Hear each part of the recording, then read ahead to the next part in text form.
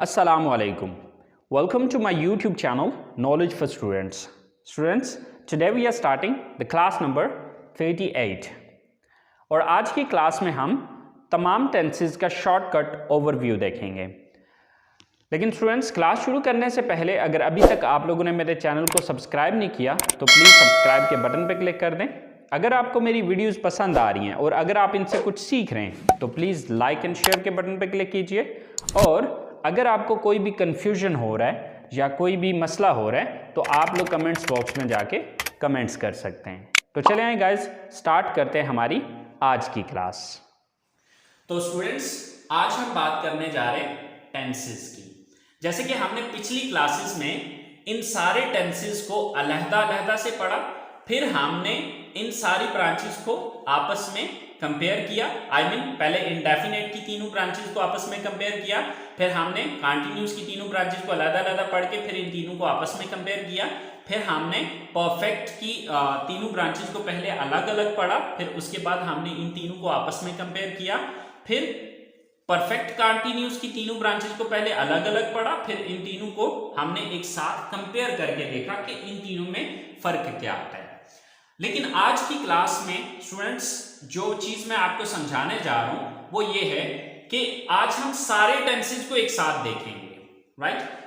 मैं एक चीज आपको गारंटी के साथ कहता हूं कि अगर आपको प्रेजेंट की ये चारों branches present indefinite, present continuous, present perfect और प्रेजेंट परफेक्ट कंटीन्यूअस, इन चारों टेंसेस की अगर आपको इन चारों ब्रांचेस की अगर आपको समझ आ जाती है तो मैं गारंटी के साथ ये चीज कह सकता हूं कि आपको कभी भी पास्ट की इन चार ब्रांचेस में और फ्यूचर की चार ब्रांचेस में कोई इशू नहीं होगा। ओके? लेकिन सबसे पहली बात यह है कि आपको ये चार टेंसेस क्लियर होने चाहिए। Right? Present indefinite, present continuous, present perfect and present perfect continuous. Right? अच्छा, आज की क्लास में हम इनकी पहचान के ऊपर कोई बात नहीं करने वाले। ठीक है? अब यहां पर आपने ये चीज समझ लेनी है कि देखें, टेंसेस की पहचान करने के लिए एक मैंने सेकंड नंबर पे, यानी कि जब टेंसेस को हमने स्टार्ट किया था तो सेकंड नंबर पे जो टेंसेस की क्लास मैंने बनाई थी उसमें सारे टेंसेस की पहचान करने का पूरा तरीकाकार मैंने वहां पर समझाया था। क्योंकि अगर आज फिर से दोबारा से हम टेंसेस को समझने के ऊपर लगाएंगे, मतलब उसकी पहचान करना भी साथ बात करेंगे, तो वो फिर बहुत लंबी चौड़ी बात हो जाएगी, क्लास बहुत लंबी हो जाएगी। तो आज हम उसके बारे में कोई भी बात नहीं करने जा रहे हैं। आज की क्लास में हम सिर्फ ये चीज देखेंगे कि अगर हमें प्रेजेंट की चारों ब्रांचेस आती हैं तो कितनी आसानी के साथ हम उनको पास्ट में कन्वर्ट कर सकते हैं और उन्हीं को फिर हम फ्यूचर में कैसे कन्वर्ट कर सकते हैं। बहुत सिंपल है, बहुत आसान है, लेकिन शर्त यह है कि पहले आपको इन चारों ब्रांचेस का पता होना चाहिए। ये चारों ब्रांचेस आपको याद करनी पड़ेंगी, समझनी पड़ेगी। अगर आप इन चारों ब्रांचेस को समझ जाएंगे तो मैं गारंटी के साथ बता सकता हूं कि इंशाल्लाह आप लोगों को कभी भी पास्ट की चारों ब्रांचेस और फ्यूचर की चारों ब्रांचेस में इशू नहीं होगा। ये चीज मैं आपको प्रैक्टिकली करके दिखाऊंगा। कोई ये बात नहीं है कि जस्ट मैं बात कर रहा हूं। ठीक है? आपको सबसे पहले पहचान इसकी सीखनी है, क्योंकि सबसे पहली बात तो ये है कि आपने टेंस को पहचानना है कि ये टेंस है कौन सा। जब आपको टेंस का पता होगा कि ये कौन सा टेंस है तो फिर उसके मुताबिक इन चारों फार्मूला में से कोई एक फार्मूला यूज किया जाएगा। ठीक है? तो अब पहचान वाली क्लास आपने समझ लेनी है। अगर आप उसको समझ गए हैं तो उसके बाद फिर हम इसकी बात करते हैं। सो स्टूडेंट्स, हमारे पास जो सबसे पहली स्ट्रक्चर है, यानी कि आज हम इंग्लिश बनाना सीखने वाले हैं। ठीक है? उर्दू में पहचान क्या कुछ है वो हमने पिछली क्लास में, यानी कि टेंसेस की जो सेकंड क्लास हमने पढ़ी थी उसमें ये चीज सीखी थी। लेकिन आज की क्लास में हम ये चीज सीखने वाले हैं कि अब इंग्लिश में इनको हम किस तरह से ट्रांसलेट करेंगे। राइट? तो हमारे पास जो सबसे पहली स्ट्रक्चर है वो है subject plus first form with SRES। Okay? अब कहां पर SES आएगा? ठीक है? ये चीज जो है वो अगर आपने समझनी है तो प्रेजेंट इंडेफिनिट की पूरी क्लास एक अलग से मैंने बनाई हुई है, उसको समझ लें, उसके अंदर उसको देख लें, उसके अंदर आपको ये सारी चीज इंशाल्लाह समझ में आ जाएगी। और उसके बाद है हमारे पास ऑब्जेक्ट। राइट? अब अगर हम बात करें सेकंड स्ट्रक्चर की, तो हमारे पास सेकंड स्ट्रक्चर है प्रेजेंट कंटीन्यूअस की। तो प्रेजेंट कंटीन्यूअस की स्ट्रक्चर क्या है कि सबसे पहले सब्जेक्ट है, उसके बाद हेल्पिंग वर्ब आ रहे हैं, इज, एम, आर। ठीक है। ओरिजिनली इसकी जो बेस फॉर्म होती है वो बी होती है। क्या होती है? बी, ठीक है। लेकिन एज अ हेल्पिंग वर्ब जब हम इसको यूज कर रहे हैं तो हम इज एम आर को यूज करते हैं। और याद रखिएगा कि इज एम आर के बाद अगर वर्ब आ रहा है, इज एम आर के बाद अगर वर्ब आ रहा है तो वो हमेशा आईएनजी फॉर्म में आएगा, ठीक है। लेकिन शर्त यह है कि वो सेंटेंस एक्टिव वॉइस का हो, ठीक है। अच्छा, आपने एक्टिव वॉइस पैसिव वॉइस सुना हुआ होगा, ठीक है। अगर नहीं भी सुना तो कोई बात नहीं, कंफ्यूज होने की जरूरत नहीं है। इंशाल्लाह एक्टिव वॉइस पैसिव वॉइस भी हम पहले एक्टिव वॉइस को, अभी तक हमने जितना भी पढ़ा ये सब एक्टिव वॉइस थे, ठीक है। एक्टिव वॉइस को कंप्लीट करने के बाद मैं आपको पैसिव वॉइस के बारे में भी बताऊंगा, बट अभी फिल वक्त आपने उसमें कंफ्यूज नहीं होना। ये चीज समझा इसलिए रहा हूं, पैसिव वॉइस का जिक्र अभी इसलिए किया है क्योंकि समटाइम्स क्या बोलते is am are passive voice में हमेशा उसके साथ जो है वो हम थर्ड फॉर्म यूज कर रहे होते हैं। क्योंकि याद रखिएगा पैसिव वॉइस जो सेंटेंसेस होते हैं उसके अंदर कोई भी टेंस हो, उसके अंदर वो चाहे पास्ट का, प्रेजेंट का या फ्यूचर का है, ठीक है, उसमें हमेशा थर्ड फॉर्म ही, जो मेन वर्ब आएगा वो हमेशा थर्ड फॉर्म में ही आएगा, ठीक है। अच्छा, अब यहां पर जैसे कि देखेंगे, यहां पर मैंने आपको ये कहा कि इज एम आर के साथ जो वर्ब आएगा वो आईएनजी फॉर्म में आएगा, ठीक है। जैसे कि हमारे पास सेंटेंस है the food is eaten, right. तो अब यहां पर आप देखें कि इज के साथ आईएनजी फॉर्म नहीं यूज की गई बल्कि ईटन थर्ड फॉर्म यूज की गई है। तो ये चीज याद रखें कि इज के साथ थर्ड फॉर्म हमेशा किस में आएगी? पैसिव वॉइस सेंटेंसेस में आएगी। अब पैसिव वॉइस क्या होता है ये चीजें हम बाद में डिस्कस करेंगे। इसी तरह से देखें, जैसे कि मैं कहता हूं he is a good boy, he is a good boy. तो अगर आप इस सेंटेंस को देखते हैं तो इसके बाद कोई आईएनजी नहीं आया। उसकी रीजन क्या है कि इसके बाद कोई वर्ब आया ही नहीं है, ठीक है। अ गुड बॉय जो है ये एक मतलब ये वर्ब नहीं है। तो अब यहां पर हम इसको आईएनजी में कन्वर्ट ही नहीं कर सकते, क्योंकि आईएनजी में हम कन्वर्ट तो वर्ब को कर सकते हैं, तो ये वर्ब नहीं है, ठीक है। तो ये चीज आपने याद रखनी है कि इज एम आर के साथ जो मेन वर्ब आएगा वो हमेशा आईएनजी फॉर्म में आएगा प्लस ऑब्जेक्ट। तो अगर हम पहली और सेकंड स्ट्रक्चर को आपस में कंपेयर करें तो इसमें फर्क ये आया कि यहां पर एक तो helping verb is am are आया, दूसरा ये कि जो वर्ब यूज हुआ है वो आईएनजी फॉर्म में या फोर्थ फॉर्म में यूज हुआ है, ओके। बाकी सब्जेक्ट इसमें भी है, सब्जेक्ट इसमें भी है, ऑब्जेक्ट इसमें भी है, ऑब्जेक्ट इसमें भी है, ठीक है। वर्ब इसमें भी है, इसमें भी है। फर्क सिर्फ इतना है कि यहां पर फर्स्ट फॉर्म और फर्स्ट फॉर्म के साथ एस या ईएस, लेकिन यहां पर आईएनजी फॉर्म, तो ये डिफरेंट होगी चीज। और एक डिफरेंस ये आया कि यहां पर इज एम आर का इंक्रीजमेंट हुआ। अब किसके साथ इज आएगा, किसके साथ एम आएगा, किसके साथ आर आएगा, इस चीज को अगर आप समझना चाहते हैं तो उसके लिए आपने प्रेजेंट कंटीन्यूअस टेंस की जो अलहदा से क्लास बनी हुई है उसको देख लेना है, ठीक है। अच्छा, इसके बाद हम बात करते हैं थर्ड स्ट्रक्चर की। हमारे पास जो थर्ड स्ट्रक्चर है वो है subject plus has have plus third form plus object. अच्छा, यहां पर भी दो चीजें डिफरेंट हुई। एक तो हैज हैव यानी कि ये हेल्पिंग वर्ब आए प्लस थर्ड फॉर्म। अच्छा, यहां पर ये पॉइंट आपने याद रखना है कि हैज हैव कहीं पे भी आ रहा हो और हैज हैव के साथ जो वर्ब आ रहा होगा वो हमेशा थर्ड फॉर्म में आएगा, ठीक है। ये कानून या ये रूल याद रखिएगा कि हैज और हैव के साथ हमेशा जो वर्ब आता है वो हमेशा थर्ड फॉर्म में आएगा, ओके। अच्छा, अब थोड़ा सा इसको भी समझ लेते हैं कि जिस तरह से आपने इसको देखा कि कुछ जगह पे जो है वो थर्ड फॉर्म यूज हुई, या इसी तरह से आपने ये चीज देखी कि वहां पर जो है वो ING form is am are के साथ नहीं आई, ठीक है। इसी तरह से हैज और हैव भी है। जैसे कि मैं कहता हूं I have a book, I have a book, कि मेरे पास एक किताब है। तो यहां पर देखिए हैव के बाद वर्ब नहीं है, तो अब इस वजह से यहां पर ये थर्ड फॉर्म में कन्वर्ट नहीं किया गया, ठीक है। तो ये चीज याद रखनी है कि हैज हैव के बाद अगर वर्ब आ रहा है तो वो हमेशा थर्ड फॉर्म में आएगा। ये बात जो है ये जहन में बिठा लीजिए, ठीक है।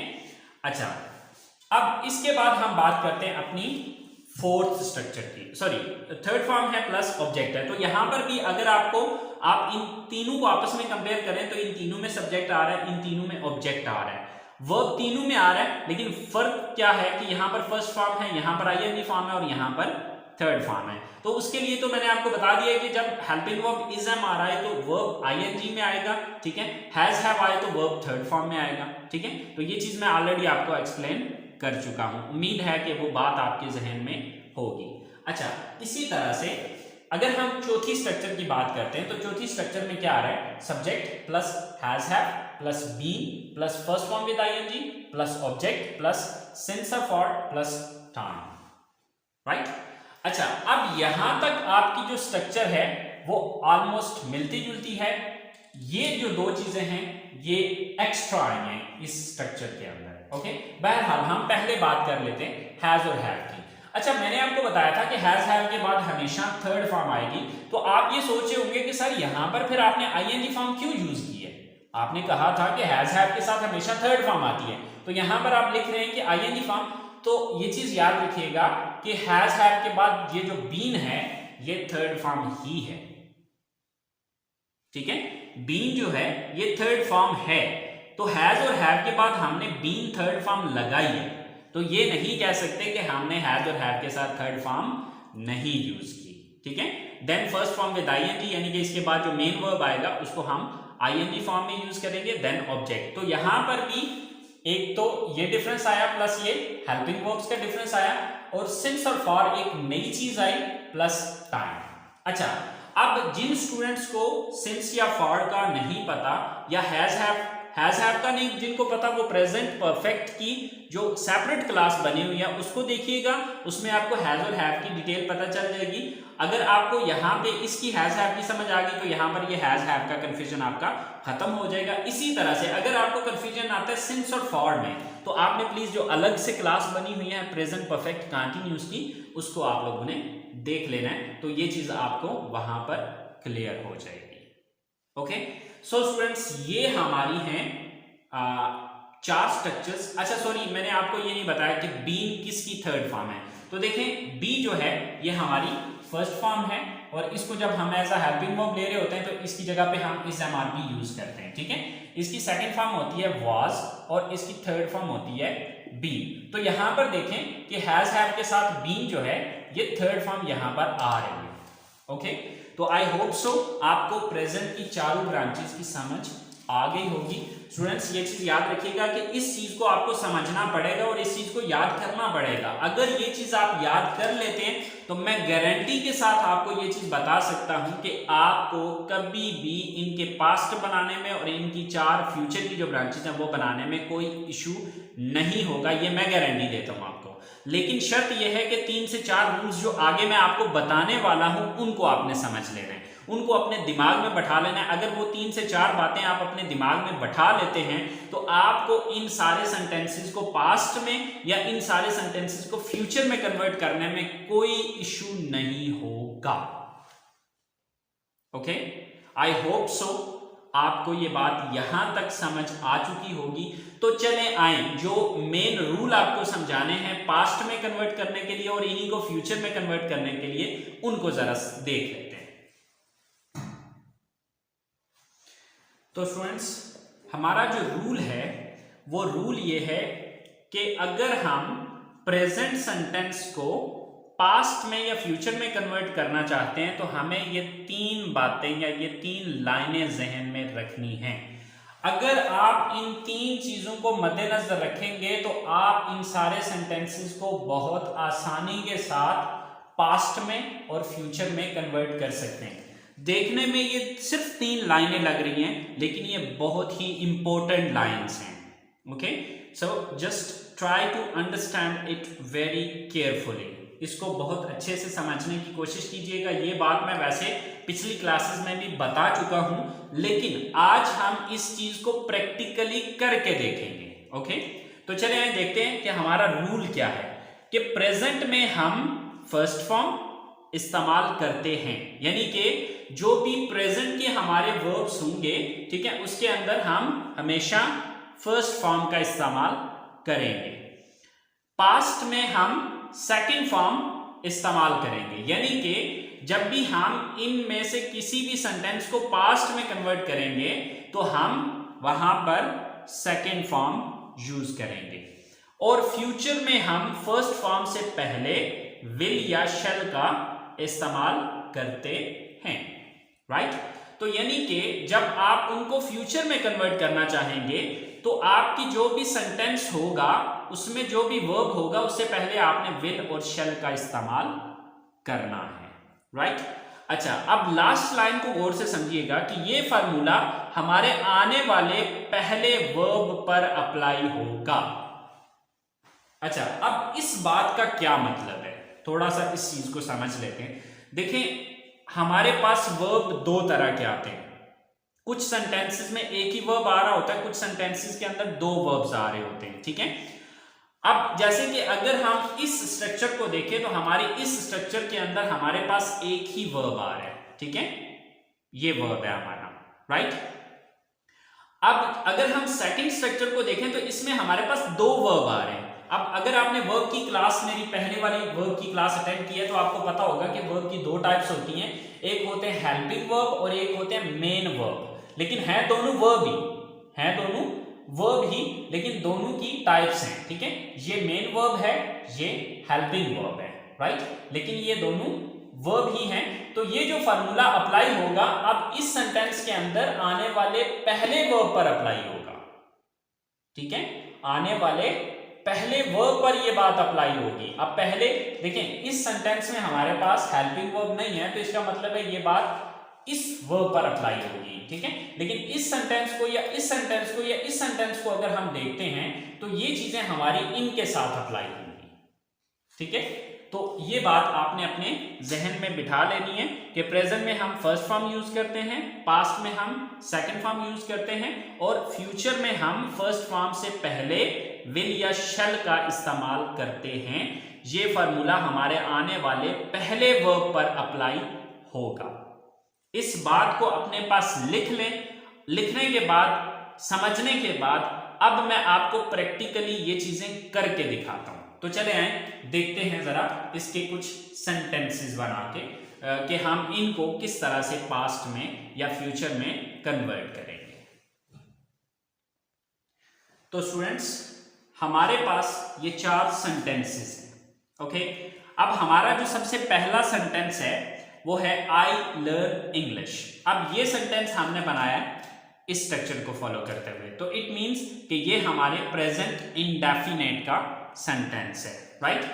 अच्छा, दूसरी जो स्ट्रक्चर है उसको फॉलो करते हुए मैंने ये सेंटेंस बनाया। तो देखें, इज एम आर आ रहा था तो आई के साथ एम आता है, तो हमने यहां पर सेंटेंस बनाया आई एम लर्निंग इंग्लिश, यानी कि सबसे पहले सब्जेक्ट, फिर इज एम आर में से कोई एक, फिर उसके बाद फर्स्ट फॉर्म के साथ आईएनजी, तो फर्स्ट फॉर्म ये थी, इसके साथ आईएनजी लगाया तो ये लर्निंग हो गया, एंड देन ऑब्जेक्ट इंग्लिश। इसी तरह से यहां पर हमने जो थर्ड सेंटेंस बनाया, थर्ड सेंटेंस को मैंने बनाया इस स्ट्रक्चर को फॉलो करते हुए कि सब्जेक्ट लगाना है, हैज हैव में से कोई एक चूज करना है, then third form, then object. तो यहां पर देखें, सबसे पहले सब्जेक्ट यूज किया आई, तो आई के साथ हैव आता है तो मैंने यहां पर हैज या हैव में से एक को चूज करके हैव बनाया, और देन थर्ड फॉर्म लर्न्ड। अब फर्स्ट फॉर्म लर्न है तो इसकी थर्ड फॉर्म हमने लर्न्ड यूज की, and then English, I have learned English. तो ये हमारी प्रेजेंट परफेक्ट सेंटेंस टेंस की स्टेटमेंट है, ठीक है, या सेंटेंस है। इसी तरह से हमारा जो लास्ट सेंटेंस है वो हमने बनाया इस स्ट्रक्चर को फॉलो करते हुए। So I have been learning English since January, कि हम जनवरी से इंग्लिश सीख रहे हैं। तो ये हमारा प्रेजेंट परफेक्ट कंटिन्यूस का सेंटेंस है, तो जिसको हमने इस स्ट्रक्चर को फॉलो करते हुए बनाया है, राइट। अब आई होप सो अगर आप इस स्ट्रक्चर को फॉलो, इन चारों स्ट्रक्चर को फॉलो करेंगे तो आप यही सेंटेंसेस बनाएंगे। ये तो एक एग्जांपल है, इसके अलावा एक दो और एग्जांपल्स देके मैं आपको समझाऊंगा, आपको ये बात इंशाल्लाह समझ में आ जाएगी। अच्छा, अब हम बात करते हैं कि अगर हमने इन चारों को, आई मीन ये प्रेजेंट इंडेफिनिट है, ये प्रेजेंट कंटीन्यूअस है, ये प्रेजेंट परफेक्ट है और ये प्रेजेंट परफेक्ट कंटीन्यूअस है, अगर मैं इस प्रेजेंट इंडेफिनिट को मैं पास्ट इंडेफिनिट में चेंज करना चाहता हूं तो पास्ट में कन्वर्ट करने का तरीकाकार क्या है? क्योंकि मैंने आपको बताया कि आने वाला जो भी हमारा पहला वर्ब है उसको आप सेकंड फॉर्म में कन्वर्ट कर दो। तो हमारा आने वाला पहला वर्ब क्या है? ये वर्ब है हमारा पहला, तो हम इसको लर्न की बजाय सेकंड फॉर्म में कन्वर्ट कर देते हैं learned, LEARNT, learned, learn, learned, learned. तो अब ये क्या हो गया, ये हमारा सिर्फ एक सेकंड फॉर्म में कन्वर्ट करने से, बाकी सारे का सारा सेंटेंस वही है, सिर्फ हमने किया क्या कि यहां पर हमने आई लर्न यानी कि लर्न की सेकंड फॉर्म लगा दी, तो ये हमारा पास्ट इंडेफिनिट हो गया। ठीक है, अब इसी तरह से यहां पर ये प्रेजेंट कंटिन्यूस है, I am learning English, right. अब इसको अगर मुझे पास्ट में कन्वर्ट करना है तो मेरे पास आने वाला पहला वर्ब ये है, यानी कि हेल्पिंग वर्ब है। तो इस एमआर का जो पास्ट होता है वो वाज या वर होता है, तो आई के साथ वाज आता है, तो मैं एम को काट के इसकी जगह वाज लगा दूंगा, बाकी सारे का सारा वही रहेगा, तो ये हमारा पास्ट कंटिन्यूस में चला गया। ठीक है, ये पास्ट इंडेफिनिट, ये पास्ट कंटिन्यूस। फर्क क्या आया कि यहां पर ये सेकंड फॉर्म लग गई, यहां पर ये सेकंड फॉर्म लग गई। ठीक है, इसी तरह से अगर हम प्रेजेंट परफेक्ट की बात करते हैं तो present perfect I have learned English, तो यहां पर पहला वर्ब क्या है हमारे पास, हैव है। तो हैज हैव की जो सेकंड फॉर्म होती है वो हैड होती है, तो हैज हैव की सेकंड फॉर्म यूज कर लें, हैड, हैव को खत्म कर दें, तो ये सेंटेंस क्या हो जाएगा, आई हैड लर्नड इंग्लिश। तो अब ये क्या हो गया, हमारा पास्ट परफेक्ट बन गया। ठीक है, और इसी तरह से अगर हम इस सेंटेंस को पास्ट में कन्वर्ट करते हैं तो यहां पर भी चूंकि पहला हेल्पिंग वर्ब हैव ही आ रहा है तो इसको हैड में कन्वर्ट कर लेते हैं। ठीक है, बाकी सारे का सारा सेंटेंस वही है। तो देखें कि हमने पास्ट में कन्वर्ट करने के लिए प्रेजेंट के सेंटेंसेस में कितना चेंज किया, वही एक फार्मूला जो मैंने बताया था कि पास्ट में हम सेकंड फॉर्म लगाएंगे अपने आने वाले पहले वर्ब की। अब वो हेल्पिंग वर्ब भी हो सकता है और वो हमारा मेन वर्ब भी हो सकता है, जो भी पहले नंबर पे वर्ब आ रहा है। अब देखें यहां पर इस सेंटेंस के अंदर हेल्पिंग वर्ब नहीं था, इसलिए हमने क्या किया कि हमने अपने मेन वर्ब की सेकंड फॉर्म लगा दी। ठीक है, पास्ट में कन्वर्ट करने के लिए। लेकिन बाकी तीनों जो सेंटेंसेस हैं उन तीनों के अंदर हेल्पिंग वर्ब पहले नंबर पे आ रहे थे, तो हमने उसकी सेकंड फॉर्म लगाई।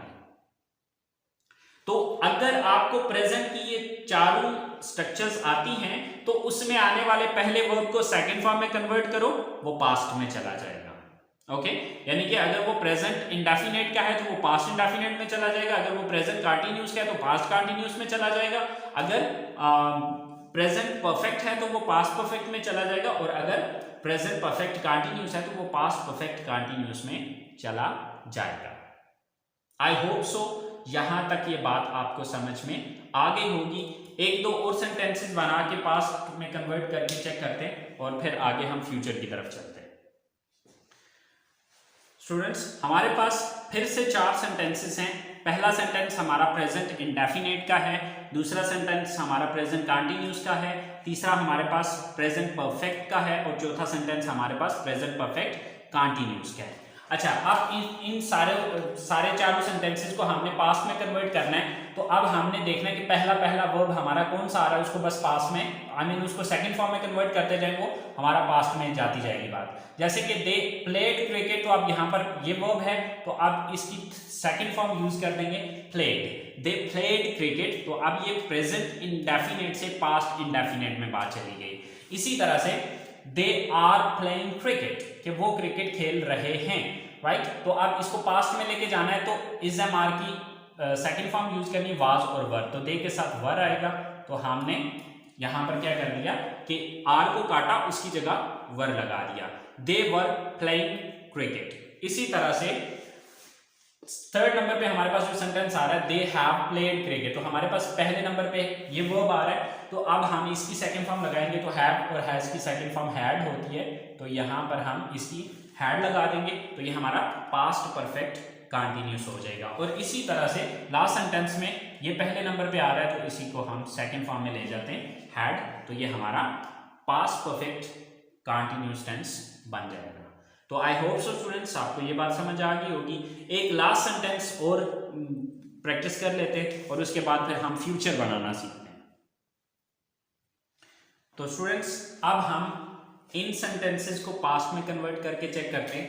हमारे पास सेंटेंस है फर्स्ट प्रेजेंट इंडेफिनिट का, ही फिनिशेस हिज वर्क, तो अब पहला वर्ब ये है तो इसकी सेकंड फॉर्म यूज कर देते हैं और फिनिशेस को हम फिनिश्ड, FINISHED, फिनिश्ड। ठीक है, तो अब हम क्या करते हैं कि इसको साथ ईडी का इजाफा करके सेकंड फॉर्म में कन्वर्ट कर देते हैं, ठीक है। ही फिनिश्ड हिज वर्क, तो ये हमारा प्रेजेंट इंडेफिनिट से पास्ट इंडेफिनिट बन गया। इसी तरह से यहाँ पर इज की जगह हम इसकी सेकंड फॉर्म वाज लगा देते हैं, ठीक है। ये हमारा प्रेजेंट कंटिन्यूस से पास्ट कंटिन्यूस बन गया। अब यहाँ पर हम हैज की जगह हैड यूज कर देते हैं, ठीक है। तो ये हमारा प्रेजेंट परफेक्ट से पास्ट परफेक्ट बन गया। और sorry he is finishing me, he has been finishing his work since evening. Sorry, ये बाय मिस्टेक मैंने ये लिख दिया था। सो अब यहाँ पर हैज की सेकंड फॉर्म हैड है, तो बाकी सारे का सारा वही रहेगा कि he had been finishing his work since evening. Okay, तो आपने देखा कि हमने कितनी आसानी के साथ वही सिर्फ एक फार्मूला, वो फार्मूला क्या था कि अपना आने वाला जो भी पहला वर्ब है, वो चाहे मेन वर्ब है चाहे हेल्पिंग वर्ब है, उसको सेकंड फॉर्म में कन्वर्ट करो, आपके सेंटेंसेस पास्ट में चले जाएंगे। दैट्स इट, इतनी सारी बात है। और आप देख सकते हैं कि मैंने 3 एग्जांपल्स दी और तीनों के अंदर सेम वही चीज अप्लाई की और उनको मैंने प्रेजेंट से पास्ट में कन्वर्ट कर दिया। सो आई होप सो आपको ये बात समझ आ गई होगी। सो स्टूडेंट्स, अगर आप समझे हैं, ठीक है, अगर आपको ये बात समझ में आ गई है तो प्लीज यार कमेंट्स बॉक्स में जाके जरूर बताइएगा कि आपको इस बात की समझ आई है या नहीं, या आप लोगों को इस क्लास का फायदा हुआ है या नहीं। ओके, तो चलें अब हम इसको फ्यूचर में कन्वर्ट करके चेक करते हैं।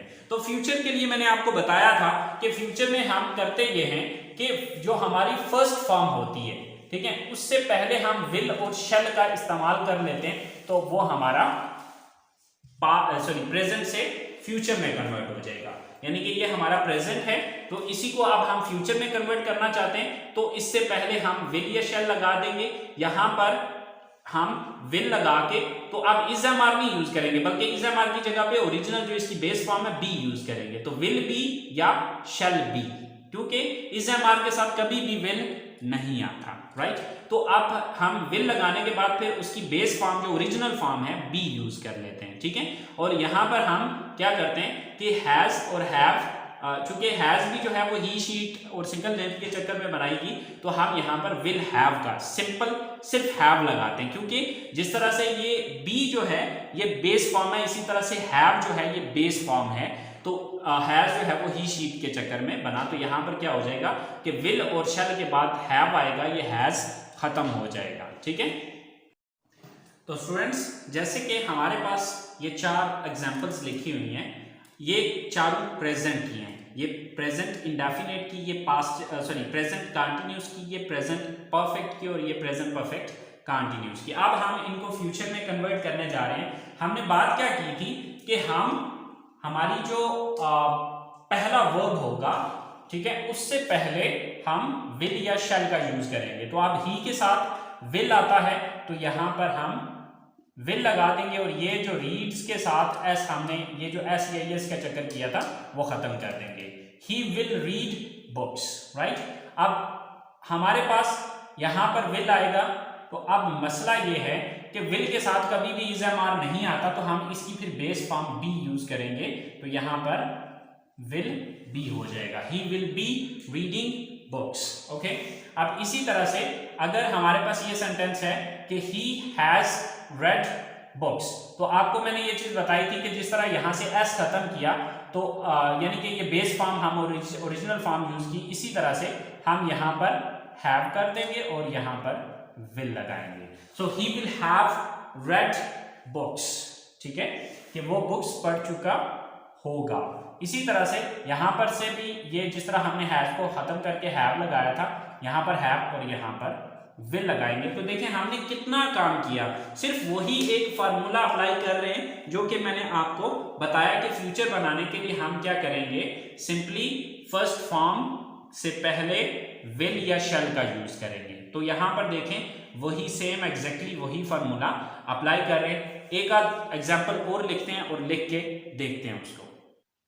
अब हमारे पास ये चारों सेंटेंसेस प्रेजेंट के हैं, present indefinite, present continuous, present perfect and present perfect continuous. अब यहाँ पर आप विल या शैल का यूज करते जाएं, ठीक है। अब कहाँ पर विल लगाना है, कहाँ पर शैल लगाना है, वो आपने फ्यूचर इंडेफिनेट की अलग से जो क्लास है उसमें मैंने सारी डिटेल बताई हुई है, क्योंकि हर एक चीज़ में इसी क्लास के अंदर नहीं एक्सप्लेन कर सकता, क्योंकि अगर ये लंबी जोड़ी डिटेल में जाऊंगा तो बहुत लेंथी क्लास हो जाएगी, ठीक है। अच्छा, they will eat mangoes, so they will, अब इज एम आर की original base form be, they will be eating mangoes, they will have eaten mangoes and they will have been eating mangoes for 10 minutes। तो आप देखिए हमने in present के sentences को future में convert करने के लिए कितना बड़ा कारनामा सर अंजाम दिया, सिर्फ विल और शैल फर्स्ट फॉर्म से पहले यूज किया। अब इसको इज एम आर को हमने क्यों बी में चेंज किया ये मैं पहले ऑलरेडी आपको बता चुका हूं। आई होप सो आपको यहां तक ये बात समझ आ चुकी होगी। तो चलें अब हम इन सारों को अब सिंगल सिंगल करके जरा देख लेते हैं। तो स्टूडेंट्स ये तीनों सेंटेंसेस हमारे पास इंडेफिनेट के हैं। अब देखिए यहां पर मैं फर्स्ट फॉर्म यूज कर रहा हूं तो इसका मतलब है ये हमारा प्रेजेंट इंडेफिनेट है। अब यहां पर मैं सेकंड फॉर्म यूज कर रहा हूं, ठीक है, बाकी सारे का सारा सेम है, फर्क सिर्फ इतना आया कि बाई की जगह मैंने बॉट का वर्ड यूज किया, तो ये हमारा पास्ट हो गया, यानी कि पास्ट इंडेफिनेट। और यहां पर हमने फर्स्ट फॉर्म से पहले विल या शैल लगाया तो इसका मतलब है ये हमारा फ्यूचर इंडेफिनेट हो गया। तो आप देखिए कितना बड़ा चेंज आया, कोई लंबी चौड़ी कहानी नहीं है, कोई लंबा चौड़ा काम नहीं है, बस वही एक रूल फॉलो करते हुए हमने ये सेंटेंसेस बनाए, ठीक है। तो ये हमारा इंडेफिनेट है। अब हम देखते हैं कंटिन्यूअस को, तो कंटिन्यूअस की तीनों को इकट्ठे देख लेते हैं जरा। अब हमारे पास ये कंटिन्यूअस टेंस के तीनों सेंटेंसेस हैं। अब देखिए कि ये हमारा प्रेजेंट कंटिन्यूअस है, राइट, ही इज, तो ये फर्स्ट फॉर्म आई है, इसी के हमने सेकंड फॉर्म वाज लगाई है, बाकी सारे का सारा सेंटेंस वही है, ठीक है, सिर्फ हमने इज को वाज में चेंज किया तो ये हमारा पास्ट कंटिन्यूअस हो गया। और यहाँ पर अब आपको पता है कि इज एम आर विल के साथ नहीं आ सकता, तो जो इज एम आर की बेस फॉर्म है बी हमने वो यूज कर लिया है, तो विल बी आया तो ये हमारा फ्यूचर कंटिन्यूअस हो गया। तो आई होप सो आपको ये डिफरेंस यहाँ पर समझ आ गया होगा।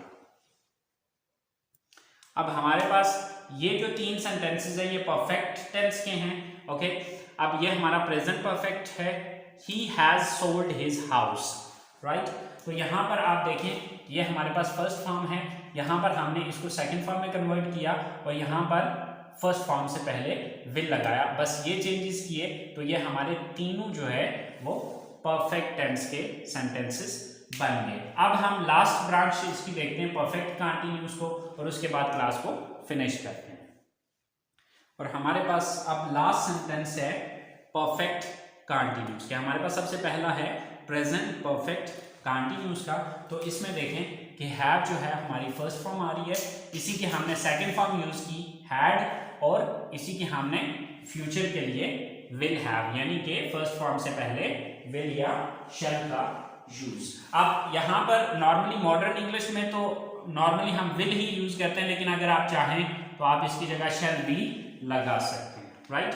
तो आप देखें कि हमने बाकी पूरे का पूरा सेंटेंस देखें, morning morning morning, since since since, working working working, been been been, we, ये सारे का सारा सेम है।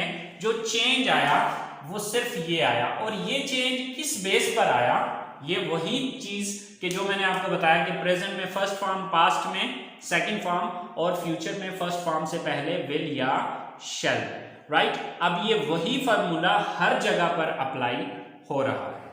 आई होप सो आपको इस लेक्चर से सीखने को मिला होगा कुछ ना कुछ, ओके। सो स्टूडेंट्स, अगर आप लोग इससे कुछ सीखे हैं तो प्लीज मुझे कमेंट्स में जरूर बताइएगा कि आप लोगों को इस क्लास से कोई बेनिफिट हुआ है या नहीं, राइट। प्लीज आपके कमेंट्स का मुझे इस क्लास में इंतजार रहेगा, okay. Wish you good luck. और मैं ये चीज गारंटी के साथ कहता हूँ कि ये जो बातें मैंने आज समझाई हैं, अगर आप इनको समझ लेते हैं तो इंशाल्लाह कभी भी आपको टेंसेस में कोई इशू नहीं होगा, इंशाल्लाह, ओके। बस वही तीन फार्मूले आपने प्रैक्टिकली मैंने करके आपको दिखाए, आपने देख लिया कि हमने वही तीन बातें जो मैंने बताई कि प्रेजेंट में फर्स्ट फॉर्म, पास्ट में सेकंड फॉर्म और फ्यूचर में फर्स्ट फॉर्म से पहले विल या शैल यूज करते हैं, यही तीन चीजें हमने तमाम टेंसेस के अंदर प्रैक्टिकली मैंने करके दिखाई हैं आपको। अगर तो मैंने करके ना दिखाई हो तो फिर कंफ्यूजन हो सकता है। उम्मीद है कि आप लोगों को इसकी समझ आई होगी। तो प्लीज़ आप लोग कमेंट्स बॉक्स में जाके ज़रूर बताइएगा कि आपको इस क्लास का बेनिफिट हुआ या नहीं। दुआओं में याद रखिएगा। अगर आप इससे कुछ सीखते हैं तो प्लीज़ लाइक और शेयर ज़रूर कीजिएगा। तब तक अगली क्लास तक अपना बहुत सारा ख्याल रखिएगा। अल्लाह हाफिज़।